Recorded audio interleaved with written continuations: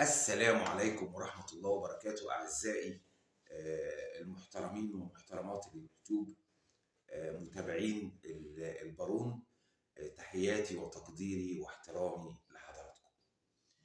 النهاردة في الفيديو بتاعنا هنتكلم في 3 مواضيع، والثلاث مواضيع أهم من بعض. هنتكلم الأول في موضوع مجيء السيد حلبقة إلى مصر والفضيحة اللي جواه، وهنتكلم في اللي حصل في مطعم ماك، وهنتكلم في موضوع شقة الدقي. موضوع شقة الدقي ده موضوع ما يخصنيش قوي، وانا ماليش دعوه بيه، ويعني ملوش اي اهميه يعني انه تبقى الشقه بتاعت مين، ولكن الموضوع ده دار بين شويه ناس، وانا دخلت ابتديت ارد في الكومنتات على فيديو من الفيديوهات يعني. فكان الحوار طويل، وانا في الاخر كسلت اكتب، فقلت اقولها عشان في ناس كتير بتسأل في الموضوع دوت يعني. فقلت اجاوبكم من خلال القانون في مصر بيقول ايه في الموضوع دوت. فارجو من حضراتكم تكملوا الفيديو للاخر، عشان الثلاث مواضيع انا شايف انه الثلاث مواضيع دلوقتي بقوا اهم من بعض، فعايز حضراتكم تكملوا الفيديو للاخر. يلا بينا نبتدي ونخش في الحكايه على طول عشان ما نضيعش وقت وما ناخدش وقت طويل في الفيديو. في فيديو من فيديوهات السيد، في بث مباشر من بثات المباشرة اللي عملها السيد حلبقة من حوالي أسبوع، كان لابس تريننج أسود أديدس ومكتوب عليه السلام عليكم، اللي هو العنوان اللي بيكتبه بالإنجليش على طول. في الدقيقة تقريبا 5:22 جاله تليفون وهو على البث. انا مش هسمع حضراتكم عشان الحقوق والطبع، واحنا هنخش في مشاكل الايام اللي جايه، فمفيش داعي بقى ايه. ودي رساله انا وجهتها من كام يوم وبوجهها لحضراتكم، القنوات اللي شغاله في الموضوع دوت. خدوا بالكم لألا يكون في شركات، والشركات دي بتعمل مخالفات فيك وشمال وكده يعني. فخدوا بالكم، بلاش صور، بلاش عناوين بوضوح، والناس عارفه احنا بنتكلم على ايه. ففي الدقيقة 5:22 جه للسيد الفاضل التليفون، فرد عليه وقال ايه، اهلا ازيك عامله ايه، تمام. السؤال على طول كان على شنا جوه وويلي بره، يعني كانت بتسأل تطمن على الكلب والقطة. وبعد كده السؤال الثاني، انا فاتح لايف فالسؤال معناه انه انت فاتح بس. طب انت عارفه انه فاتح بس، اكيد عندك اشعار، والقنوات عندك اكيد انت قاعده على القنوات يعني. وبعدين طب قوم. فقام بره وقال كده بالظبط، قال معلش انا هشوف وهتصرف. ده بالنسبه لموضوع الاولاد ما جوليش لغايه دلوقتي، فلا ما انا هتصرف. هو انت جاي؟ الاجابه كانت ايه؟ احنا بنسمع الاجابات فبنتوقع الاسئله. الاجابه كانت ايه؟ ان شاء الله يوم 26 او يوم 27. كلام كان واضح وصريح، حتى وهو بره نسي يقفل. انا هفترض انه نسي يقفل الصوت، فالناس كلها سمعت وعرفت انه هي عارفه هو جاي مصر امتى. وهنا انا اشكر اللي بعت لي الكومنت وقال لي روح في الدقيقه كذا في الفيديو الفلاني واسمع الكلام ده. اللي كتب لي الكلام ده اخت فاضله اسمها سام روي. انا مش عارف سام روي ده اختصار ساموراي ولا ايه. يا ريت تجاوبيني لو بتسمعيني، يا ريت تجاوبيني في الكومنتات النهارده في الفيديو دوت يعني، عشان بعد كده اقول لك يا ساموراي. هي عارفه اهي، قال لها يا 26 يا 27. الكلام كان واضح وصريح. بعد كده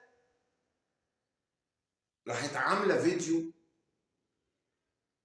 انا هشتكي لكم منه. دي الست نقه، تشتكي لنا منه ليه؟ هو احنا اهله؟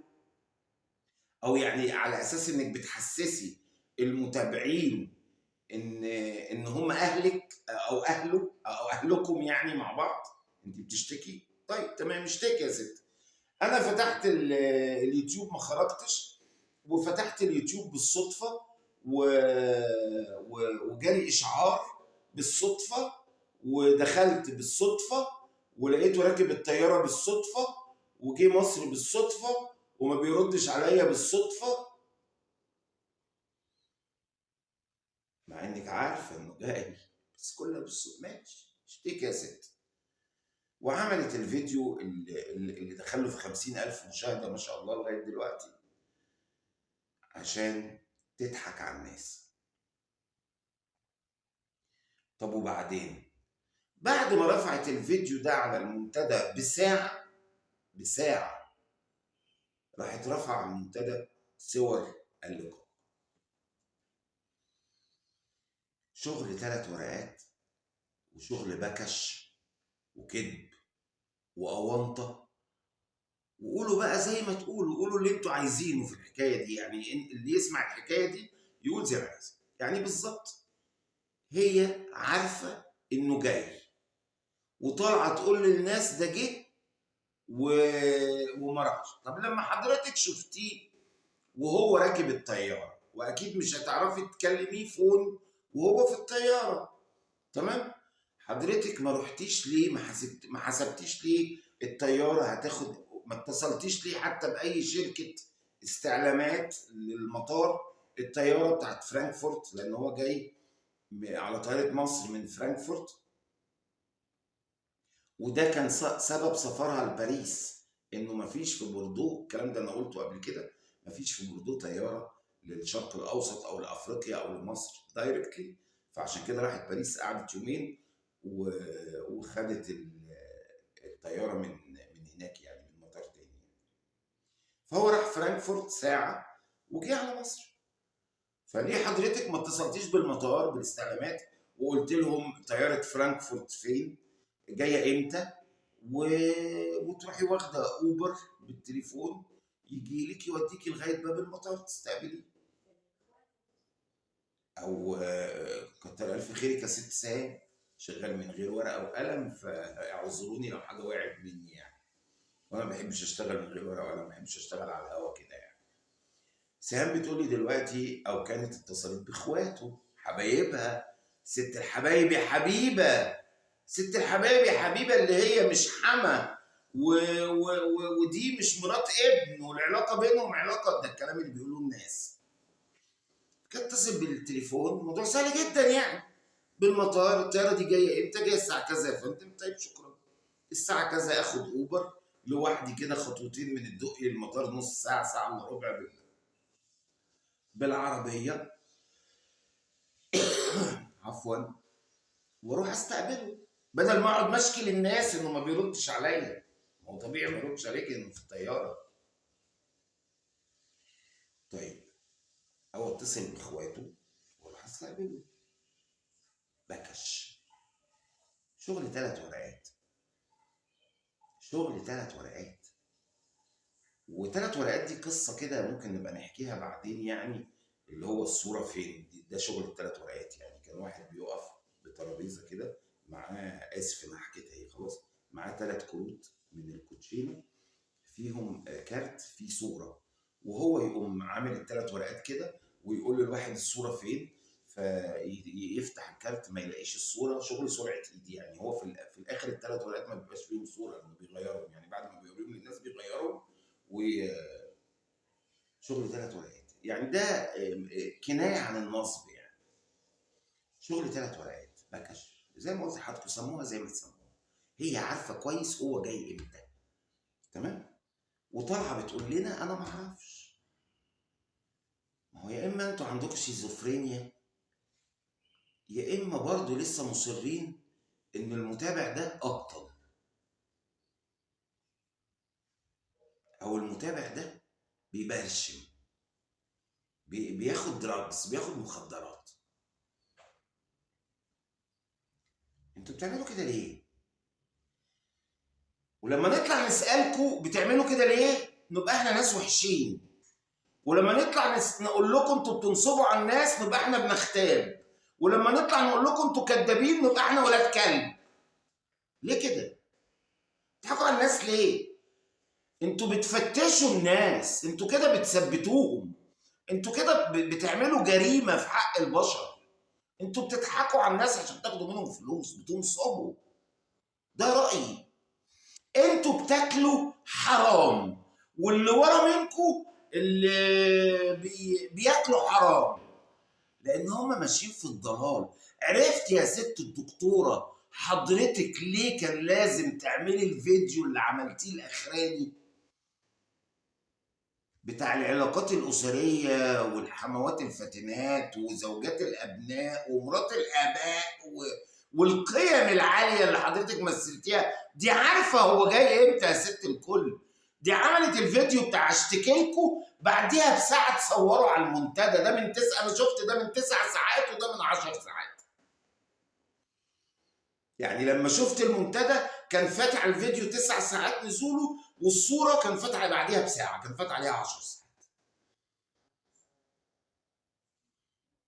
عرفتي حضرتك كان ليه لازم تعملي الفيديو الاخراني ده وتقولي علينا بقى احنا اللي شراشيح واحنا اللي ولاد كلب واحنا اللي بنشمت؟ نشمت في ايه؟ ده كذب في كذب.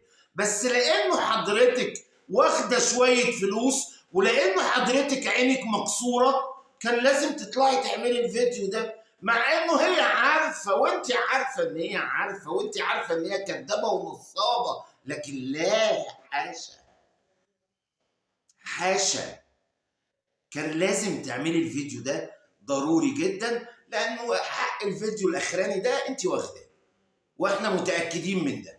مش محتاجين حد يقول لنا ومش محتاجين نشوف بعينينا، باين على تصرفات حضرتك انك مأجوره ومدفوع فيكي فلوس. انا هسيبك، انا مش عايز اتكلم معاكي بصراحه، ولكن انا عايز اخش الموضوع الاساسي.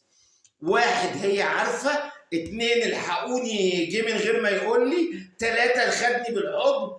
غالبا هو كان مستخسر فيكي شويه السمك البلطي المقلي. اظن مش معقوله في تحب مرات ابنها اكتر من ابنها. مش ممكن. دي انا ما شفتهاش في الدنيا، عمري ما قابلتها ان في واحده تحب مرات ابنها اكتر من ابنها. الاكل اللي اتعمل لك يا ست الكل يوم لما رحت البلد كان مفتخر، ولما جه ابنها من بره عملت له سمك بلطي مقلي، كل واحد سمكايه في طبق وشويه رز وشويه سلطه، فضل وعدل ونعمه. بس الكلام ده يقول ايه؟ ان الكلام ده مدفوع فيه فلوس، وهو ده سبب السفر لمصر. سبب السفر لمصر ده موضوع انا مجهزه من اسبوع، والله مجهزه وكاتبه من اسبوع، بس كل يوم بكتب فيه حته جديده. مش هطلعه الا لما حضرتك ترجعي، وحضرتك مش قاعده 4 5 ايام خلاص. حضرتك غالبا المعلومات اللي عندي والله اعلى واعلم انك هتمشي يا النهارده يا بكره، لان لازم يوم 2 فبراير تبقي في بوردو. دي المعلومات اللي عندي، الله اعلى واعلم بقى بيها معلومات مظبوطه مش مظبوطه، لكن انا عندي معلومه بتقول ان حضرتك لازم تبقي يوم 2 فبراير، وده تعهد انت كاتباه، تبقي في بوردو. الكلام ده بقى مظبوط مش مظبوط، الكلام ده على عهده الراوي اللي قاله لي وقال لي ما تطلعهوش، وانا اسف ان انا بقوله لان انا متغاظ جدا. فهي اللي هتقعد 4 ولا 5 ايام. ان انا بصور يوم 1 فبراير اهو الصبح، هي اخرها يا النهارده بالليل يا بكره الصبح، لان هي بكره لازم تبقى 2 فبراير في بوردو. ممكن تقعد لها يوم زياده تكسر الميعاد اللي قالته، الله اعلى واعلم، انا ما اعرفش، انا بس معلوماتي انا بقول. فيبقى اذا يا اما هو استخسر فيك السمك، يا اما انت كنت دافعه ثمن القلقاس والبطاطس والحكايات والروايات والفراخ وقلت لهم يلا بسم الله، ما انت دافعه من جيبك. ده كان سبب المجي لمصر، لا سياحه ولا مياحه، مفيش الكلام ده. انت جايه لاسباب تانيه، وانا الاسباب دي والسفريه دي هعملها فيديو لما حضرتك ترجعي بوردو ان شاء الله، لان كل يوم بكتب فيها حته، كل يوم بيتاكد. نفهم من الحكايه ان هي كانت عارفه وطلعت تستعبط علينا، وبعديها راح لها هو، وهو كان عارف ان هي عارفه، واكيد شاف الفيديو ان انا هشتكي لكم منه وهو جاي لها في السكه، لانه بعد ساعه كان عندها وبيستعبط علينا، والناس اللي ورا منهم كانوا عارفين ان هم بيستعبطوا علينا، والدنيا كلها دايره ايه؟ استعباط في استعباط.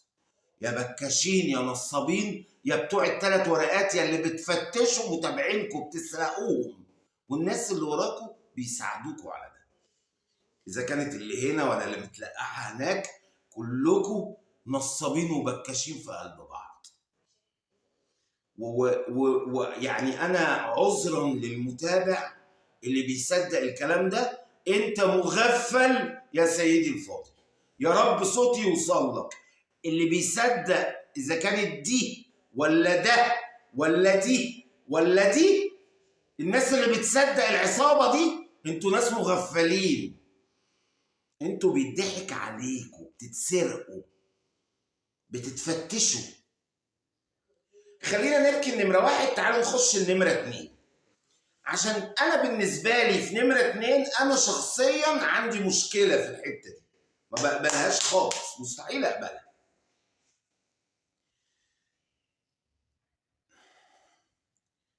في مطعم ماك في الدقيقة 9 وكسور، اسمعوا من الدقيقة 9 لآخر الفيديو.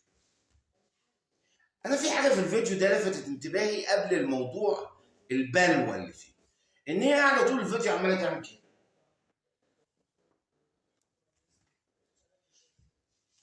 ايه يا ست الكل؟ هو حضرتك عليكي احكام؟ هو ظابط الاحكام بيجري وراكي؟ انت بتعملي كده ليه؟ لا يا بارون ما تقولش كده، عيب عيب، دي ست محترمه لا عليها احكام ولا ظابط الاحكام بيجري وراها، دي بتدور على حد يعرفها. انتوا عارفين اللي عنده نقص اللي هو يبقى ماشي في الشارع يروح عامل للناس زي سلام عليكم، فالناس بطبيعه الحلول اتفضل الله يبارك لكم. شوفيني يا اللي انت مش شايفاني، يعني انا اهو، في حد يعرفني؟ انا عايز اقول لحضرتك على حاجه، لو افترضنا ان نص متابعينك من مصر، نصهم، انا في مره قلت خمس، لا يا ستي نصهم، 250,000، يعني 0.0020%. وده معناه ايه؟ 20%؟ لا لا لا لا لا. طب 20 في ال1000؟ لا لا لا لا لا. طب 20 في ال10,000؟ يعني لو انت قاعده وسط 10,000 بنسبه متساويه، في 20 واحد في ال10,000 يعرفوك.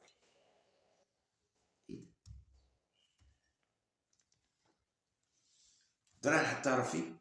مش هتلاقي حد تعرفيه، لانه 250,000 من 120,000، سوري من 120 مليون، which is mean ان كل 10,000 واحد فيهم 20 واحد يعرفوك. طب كل 100,000 واحد فيهم 2 يعرفوك. طب كل مليون فيهم ايه مش عارف كده ضافر واحد يعرف. يعني لو انت قاعده وسط 100,000 واحد، يعني لو قاعده في استاد القاهره، لو نسبه الارقام متساويه، لو النسب متساويه، كل 100,000 هيبقى فيه 2 يعرفك. مش عارفك، انت مش محمد صلاح ولا عمرو دياب ولا محمد منير ولا جورج وسوف مثلا، تمام؟ فالنسبه، تعالوا بقى في الدقيقه 9، او يعني اسمعوا من الدقيقه 9 كده لاخر الفيديو، هو الفيديو قصير يعني، روحوا واعملوا لهم مشاهدات، لان كل ما يخش لهم فلوس اكتر كل ما يبقى ذنبهم اكتر، لان هم ناس حراميه. فانا بقول لكم روحوا اتفرجوا، ما بقولكوش اعملوا هاشتاج قطعوها، لا لا لا، روحوا اتفرجوا عشان تشوفوا نصبها وقله ادبها وكذبها. في ماك وفي بيتزا وفي كنتاكي في حاجه يا جماعه عالميه اسمها فرانشايز. يعني ايه؟ تعالوا نتكلم بقى في كلام مفيد يفيدنا مع بعضين. يعني ايه فرانشايز؟ يعني ماك اللي في الخليج هو ماك اللي في مصر، هو ماك اللي في اوروبا. فرانشايز يعني نفس الالوان، نفس الطعم، نفس سر الخلطه، نفس اليونيفورم بتاع العمال، نفس البلان بتاعت الميوزك بتاعت المزيكا، نفس الارضيات، نفس الحمامات، نفس حتى سيراميك الحمامات. كنت بشتغل مره مع شركه توتال، وكنت بعمل حاجه لأونزران، اوكي؟ فطلبوا مني سيراميك للحمام بتاع أونزران، اللون والمقاس بتاع البلاطه كانت صغننه كده، اللي هي مش عارف 13 في 13 تقريبا، وكمان الصناعه وجايه منين، كانت تقريبا البلاطه دي اماراتيه يعني. فاحنا عايزين البلاطه دي، فدخت ما لقيتهاش يا اخوانا، انا مش عارف انفذ، اعمل ايه؟ طب حاجه قريبه. ليه الدوخه ديت؟ لانه الفرانشايز، يعني كلمه فرانشايز معناها انه لو انا قاعد في ماك في المالديف، وقاعد في ماك في جنوب افريقيا، وقاعد في ماك في الميدل سوري في الفار ايست في جنوب شرق اسيا، هو فرانشايز. في حاجات كتير قوي بيتعمل الفرانشايز ده، انه يبقى هنا شبه هنا شبه هنا. معروف في مصر، انا مش عارف الكلام بقى ده موجود بره ولا لا، انا ما دخلتش، انا دخلت ماك في لبنان زمان قوي في التسعينات، فانا مش عارف الكلام ده بقى موجود ولا لا. الناس اللي شغالين في الارض عفوا، الناس اللي شغالين في الارضيه في الصاله يعني نوعين، او يعني بيعملوا شغلانتين: نص للنظافه، ونص لتوصيل الاكل من الكونتر للترابيزه.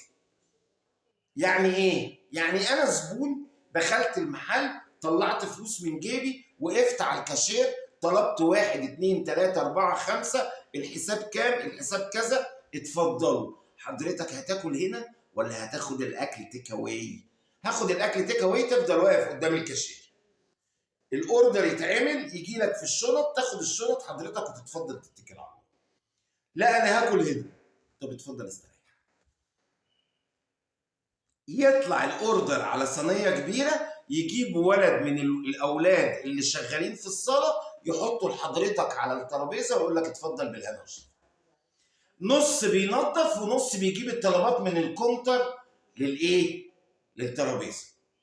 لما حضرتك بقى تطلبي منه انه يجيب لك حاجه، ده مش شغلته، حضرتك اللي لازم تقفي على الطابور، زي بالظبط ما احترمتي نفسك ووقفتوا في الطابور في المطار عشان تجيبوا الكرواسون. مش هو ده اللي حصل؟ ولا بعتي عيل يجيب لك الكرواسون ويجي؟ وقفتي في الطابور واحترمتي نفسك، ويا هنقف ده كله هنضيع وقت. وقفت البنت واحترمت نفسها واحترمت القانون بتاع المحل بتاع الكرواسون، انه في طابور، وراحت الكاشير ودفعت وخدت الكرواسون وجت اديتك بتاعتك وكانت بتاعتها. هو ده نفس الكلام. حضرتك محتاجه طلبات تانيه، هتقومي تروحي للكاشير تطلبي 1 2 3 تاني، تمام؟ بيسموها كماله في محل الكشري، تطلبي كماله، يجي لك طبق كشري صغير كده غير الكبير اللي انت واكلاه، كماله. تطلبي كماله للاكل، تدفعي ثمنها، تتفضلي حضرتك تترزي على كرسيكي، الولد يجيب لك الاكل. لكن مش معنى ان الولد بيطبق السيستم العالمي بتاع المحلات دي، ده بيحصل في كل العالم، مش معنى انه بيطبقوا انه الناس هنا مش عايزه تشتغل. وانتي بتضحكي لبنتك لما قالت كده. رجعنا لنقطه تاني، ايه هنا دي يعني ايه؟ يعني مصر. وهو ده اللي يحرق دم انا ويعكنني، ان احنا نرجع تاني نقول على المصريين في يوم وفي يوم وفي يوم زي زمان. فاكره من سنتين؟ فاكره بدايه الحكايه ولا فكرك يا ست الكل؟ بدايه الحكايه لما قعدنا نكلم ربنا، استغفر الله العظيم يا رب، لما قعدنا ونقول له ليه يا رب انت ظالم، انت ما خليتش الناس في مصر زي الناس هنا في فرنسا ليه؟ فاكره ولا محتاجه افكرك بفيديوهاتك؟ نرجع تاني ونقول ايه؟ الناس هنا مش عايزه تشتغل. حضرتك المفروض لما تبقى بنتك وانت مثلها الاعلى وانت ست مصريه وفاتحه الكاميرا في مصر، تقول لها لا عيب، الناس هنا عايزه تشتغل، بس ده السيستم، ده السيستم اللي المفروض يتبع. ان احنا نقوم نحترم نفسينا ونقف على الكاشير وندفع حق الحاجه اللي احنا عايزينها ونقعد وبعدين الحاجه تجيلنا. ده الفرانشايز اللي ايه؟ انه السيستم واللون والارضيات والحيطان ولون الترابيزات حاجه واحده في كل العالم. حاجه واحده في كل العالم. فاكيد حضرتك عارفه. تقولي لها ازاي الناس هنا؟ يعني ايه الناس هنا؟ عيب. تاني هنرجع نقول الناس هنا، تاني هنرجع نقول مصر، تاني هنقول مش عايزين يشتغلوا، تاني نقول عايزين مش عارف يعملوا ايه. هو حلو تصوير الزبالة في الشوارع وزعازيع القصب. المزيكا جوه السيستم بتاع الفرانشايز. المزيكا جوه السيستم بتاع الفرانشايز، ومحدش عنده يعني محدش عنده صلاحيه. ايوه صلاحيه مظبوط.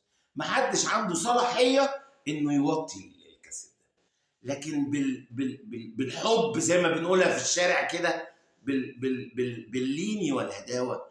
عايز اوطي الكاسيت شويه عشان الصوت طالع في الفيديو. الكلام ده احنا عملناه في اماكن كتيره قوي، في كافيهات في الزمالك وانا مصور في كافيه قبل كده في الزمالك، وقلت له وقاعد في الشارع بره، يعني كافيه له جنينه كده بره وله مكان جوه انتيريور واحنا قاعدين في الاكستيريور بره. تمام؟ قلت له لو سمحت وطوا المزيكا جوه عشان انا عامل لايف عشان ما يبصش. والناس احترموني جدا وقالوا لي الحمد لله انت قبل انت. بالراحه كده كانت جت. لكن ما حدش عنده صلاحيه انه يوطي التسجيل او يعليه او كل حاجه شغاله بسيستم عشان يبقى الشكل باين. فرانشايز في كل حته في العالم شكل واحد. انت بتحبي الكلام ده، بتحبي تقولي انا فرنسويه، بتحبي تقولي انا مش من مصر، بتحبي تقولي انا هنا بتضايق، بس انا باجي هنا عشان اضحك على عقول الناس واعمل شويه فلوس. وهنرجع نقول سبب زيارتك لمصر مش السياحه، لانها لو سياحه كان المفروض تروحي اماكن احسن من الاماكن اللي انت رحتيها، والاماكن اللي انت رحتيها كويسه قوي، بس الناس بره مش محتاجه تشوف جنينه الحيوانات، محتاجه تشوف حاجات تانية كتيره قوي. هقول لك عليها في الفيديو اللي هنعمله لسبب الزياره لمصر. تاني نرجع لحته الناس هنا ما بتشتغلش، الناس هنا محتاجه تشتغل، الناس هنا، وحضرتك بتضحكي وعملتوا فرق بين الناس هنا والناس هناك، وانت اساسا اللي غلطانه. زي بالظبط موقف البنت الكاشيره. انا عايز اعتذر للبنت الكاشيره، هي اكيد مش هتسمعني اكيد ولا بتشوفني ولا تعرفني ولا تعرف اي حاجه عني، لكن انت طلعتيها بنت كلب، وان هي رفضت تاخد منك ال 100 جنيه اللي تقطعها، وكانها مثلا ابوها شريك في ماك، فبتاخد الفلوس منك تديها لابوها يحطها في جيبه او يخش يمون بيها البنزين. عندنا في مصر يا جماعه، اللي مش في مصر، لما تبقى في فلوس قديمه بيدوها الناس للسواقين مثلا يا اخي حط فيها بنزين. البنزينه بتاخد اي فلوس ليه؟ لان البنزينه بتاخد الفلوس كلها تحطها في البنك، فالبنك بياخدها تاني في اخر يحط بيها بنزين. فاعتبرت ان البنت هتحط بالفلوس بنزين او تديها لابوها او هتاخدها تحطها في جيبها، هي هتسلمها، ولو اتسلمت بتقطعها هيخصموها من عقدتها.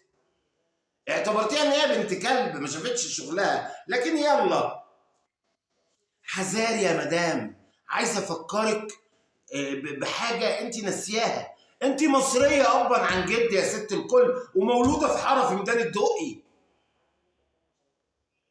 تاني، انت مصريه ابا عن جد يا ست الكل، ومولوده في حاره في ميدان الدقي. لما بنتك تقول لك الناس هنا مش عايزه تشتغل يبقى بتهينك، لانك مصريه من ضمن المصريين. عريتوا مصر يا ولاد، بلاش اشتم بلاش اشتم. عريتوا مصر، عريتوا مصر، حرام عليكم، حرام عليكم،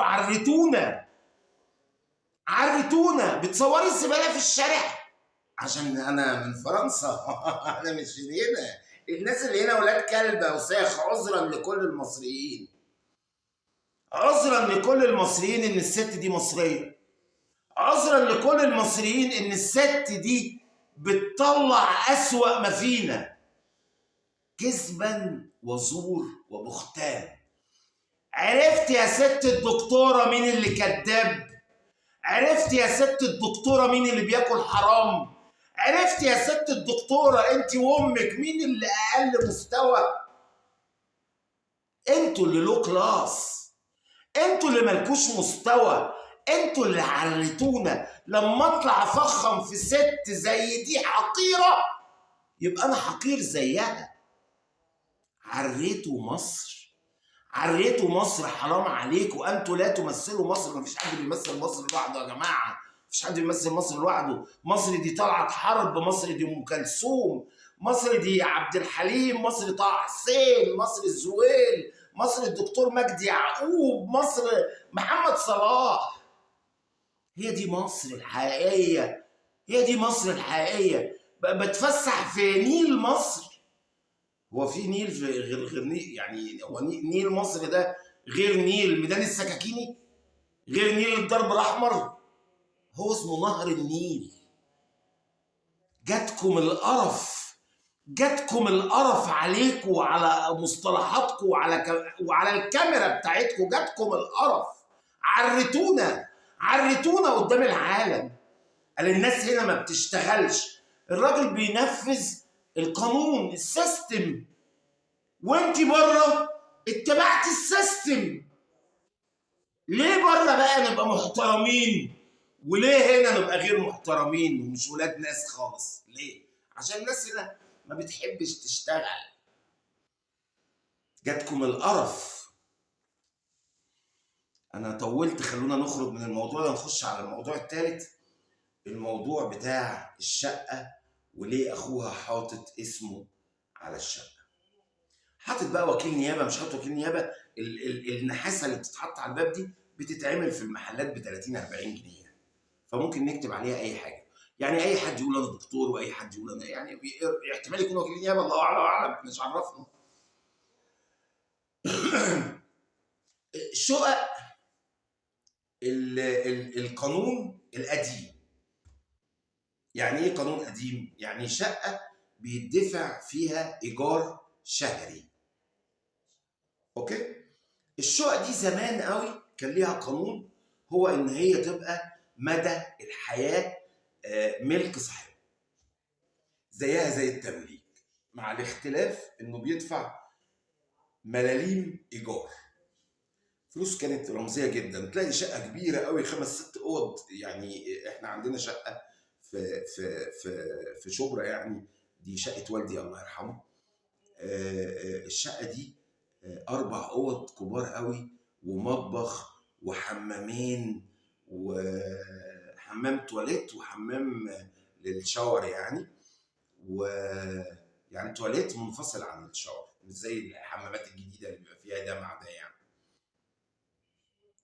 ومطبخ، والمطبخ فيه صندره، والصندره دي يعني ده كان مكان لتخزين الجبنه القديمه والزبده، والخزين بتاع البيت كان بيتحط في الصندره. الصندره دي اوضه فوق كده، كانت عاليه كده، كان والدتي الله يرحمها تطلع لها بسلم كده خشب عشان تجيب جبنه قديمه من فوق. المهم الشقه دي كان ايجارها جنيه وربع باين، وغليت مع الوقت ده وانا صغير بقى بقت 3 جنيه، فقلنا ياه دي غليت قوي. المهم فكان القانون بيقول ايه؟ الشقه دي ملك صاحبها مدى الحياه. رجع عملوا حاجه في مصر هنا، عملوا قانون جديد اسمه قانون القيمه الايجاريه. يعني ايه يا بارون القيمه الايجاريه؟ يعني الناس اللي بتاخد ايجار في الشقق القديمه دي الايجار ده قليل قوي، فاحنا عايزين نزوده لها شويه. يعني الراجل اللي عنده ست بيت فيه 6 شقق مثلا بياخد 6 جنيه، لا نخليهم له 60. وعلوا القيمه الايجاريه. وعملوا حاجه مهمه جدا في الشقق في هذا القانون عملوا ايه؟ قللوا، مش قللوا سوري، لغوا في حته الفقره اللي بتقول ايه؟ مدى الحياه، وخلوها 59 سنه، يعني 60 سنه. يبقى الشقه دي انا هقعد فيها 60 سنه وادفع لها ايجار، او 59 سنه بالظبط يعني. تمام؟ طب وفي حاله الورث لو انا مت، تورث مره واحده، لان التانيه زمان كانت تورث مدى الحياه. اب خدها ابنه، والابن خدها ابنه، لانها كانت يعني ايجار مدى القانون مفتوح، كان اسمه عقد مفتوح ملوش نهايه، له بدايه ملوش نهايه، مدى الحياه. دلوقتي القانون الجديد بقت تورث مره واحده. تعالوا بقى ناخد الكيس اللي احنا بنتكلم عليها. الشقه دي بتاعت الراجل الفاضل ده الله يرحمه توفى، ورثها مين؟ ولاده. طب هم قاعدين فيها قانوني لان هم اللي ورثوها؟ لا، مش قاعدين فيها قانوني. ليه؟ ما انت قلت اهو تورث مره واحده. لو انا عندي شقه بتاعتي وانا الوريث، ما يحقليش ان انا اقعد فيها. يعني ايه الكلام ده؟ الكلام ده صعب. يعني اذا الاخوات كل واحد فيهم عنده شقه. لو صاحب البيت اثبت الكلام ده قدام المحكمه، ده معناه ايه؟ ان الشقه دي مش هتتورث. الست اخوات عندهم كل واحده قاعده في زايد، والتاني قاعد في الفيوم ومش عارف ايه، او عندهم. يبقى الشقه دي مش من حقهم. اصل اخوها بيروح صور لنا في الشارع وصور فوق، وبيصور ليه؟ عشان يبقى في حد قاعد في الشقه دي. طب ازاي انا اثبت ان في حد، ان انا قاعد في الشقه دي وانا مش قاعد فيها وعندي شقه تانيه؟ انا عندي شقه تانيه مثلا كاتبها باسم مراتي، تمام؟ طب والشقه دي يجي لي جوابات عليها. جوابات منين؟ من مصلحه التليفونات، فيها تليفون ارضي. جوابات منين؟ من مصلحه الكهرباء، ما فيها عداد نور. جوابات منين؟ من واحد صاحبي ابعت لي جواب، ان شاء الله يكون واحد صاحبي ساكن فين؟ في شارع احمد عرابي في المهندسين، يعني على بعد 3 دقائق مني مثلا يعني. اوكي؟ او في ميدان الجيزه مثلا على بعد 5 دقائق مني مثلا. ابعت لي جوابات، جوابات اللي هي بتاعت البريد دي، وحط طبع بوسطه وبتاع. لو انا خدت الجوابات دي ورحت قدام القاضي، اثبت ان انا عايش في هذا المكان حتى لو انا مش قاعد. فاذا هم قدروا يحتفظوا بالشقه حتى لو كل واحد عنده سكن خاص بيه. واروح حاطط اسمي على باب الشقه اهو، اسمي اهو، شقتي اهي، انا قاعد هنا. الورث يبقى مظبوط. لكن مش هتورث تاني، لان القانون يقول تورث مره واحده. او حاجه تانيه، ان انا اجيب صاحب البيت واقول له تعالى يا عم، احنا دلوقتي مش هنورث، انا عايزك تعمل لي عقد باسمي. طب يبقى انا كده ببيعها لك من اول وجديد. موافق. حقها كام؟ 50، لا 30، لا 20، لا 100، لا مش عارف ايه، نتفق على رقم اقوم مديهوله، يقوم مديني عقد ايجار جديد. هنا يبقى انا ليا الحق ان انا اخد الشقه وتعيش معايا 60 سنه بقى من اول وجديد، وتورث مره واحده واحط عليها اسمي. يعني وارد يكون اخوهم اشترى الشقه دي من صاحب البيت. فليها طريق ليجل وليها طريق ان ليجل، وهو ده القانون في مصر، ان الايجار بقى 60 سنه، ما بقاش مدى الحياه، وبقى يورث مره واحده. ارجو ان الناس اللي كانت بتتكلم في موضوع الشقه ده حرام ياخدوها، لا، مش ممكن يكون ليها طريقه ان ليجل وتبقى حرام، وممكن في طرق ليجل كتيره قوي انه يشتريها مثلا وكده يبقى هو واخدها حلال. فارجو ان الناس اللي كانت بتتكلم في الموضوع ده تكون فهمتني على حسب القانون المصري.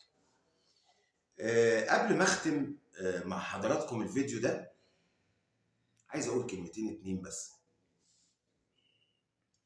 نفسي الناس تصدق ان الست دي بتنصب عليهم.